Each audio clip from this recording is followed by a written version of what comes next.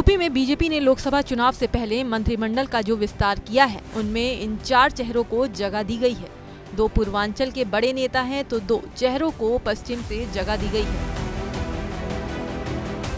अति पिछड़ा, दलित और ब्राह्मणों को साधने का संदेश इस विस्तार में दिया गया है।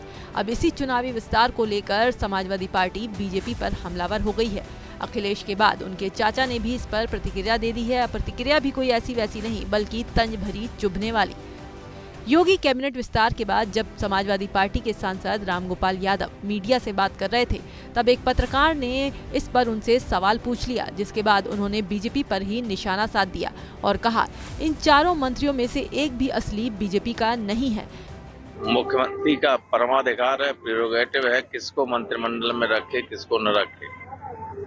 लेकिन बीजेपी के कार्यकर्ताओं, नेताओं को इस बात की चिंता होनी चाहिए कि इन 4 मंत्रियों में एक भी असली बीजेपी का नहीं। इस दौरान रामगोपाल यादव ने विधायक सुनील शर्मा के मंत्री बनने पर बड़ी ही हैरानगी जताई। ऐसा किया जैसे वो उन्हें जानते ही नहीं हो। वो सुनील शर्मा का नाम सुनते ही पूछने लगे कि कौन सुनील शर्मा।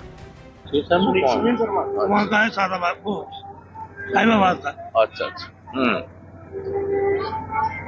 तो अखिलेश के चाचा बीजेपी पर तो बरसे ही, साथ ही साथ उन्होंने राजभर और दारा सिंह चौहान के बार यूं दल बदलने पर करारा प्रहार कर दिया। उनकी तुलना भगौड़े से कर दी। क्या कहा, आप खुद ही सुनिए उनकी जुबानी। इतना घबराई हुई है बीजेपी की सरकार कि अब जो जिधर मिल जाता है उसी को लेने की कोशिश करते हैं। 2 लोकदल के और 2 भगोड़े जो इधर से उधर बार आ गए, उन्हें कर लिया बीजेपी कोई नहीं। प्रोफेसर रामगोपाल यादव से पहले सपा मुखिया भी एक्स पर पोस्ट कर शपथ लेने वाले नए मंत्रियों पर कटाक्ष कर चुके हैं। अखिलेश यादव ने कहा था, शपथ के सामने दूसरी शपथ। हम बेरोजगार, पेपर लीक से प्रताड़ित, नौकरी के लिए भटक रहे युवा अपने भविष्य को बचाने के लिए ये शपथ लेते हैं कि हम ऐसे दलों को ही वोट देंगे जिनका लक्ष्य बेरोजगारी, रोजगार देना है। बता दें कि मंगलवार शाम को योगी सरकार 2.0 के पहले मंत्रिमंडल का विस्तार हुआ है।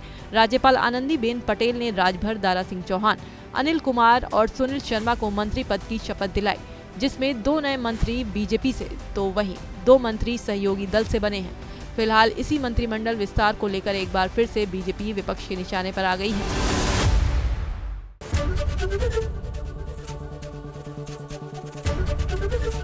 एबीपी गंगा, खबर आपकी, जुबान आपकी।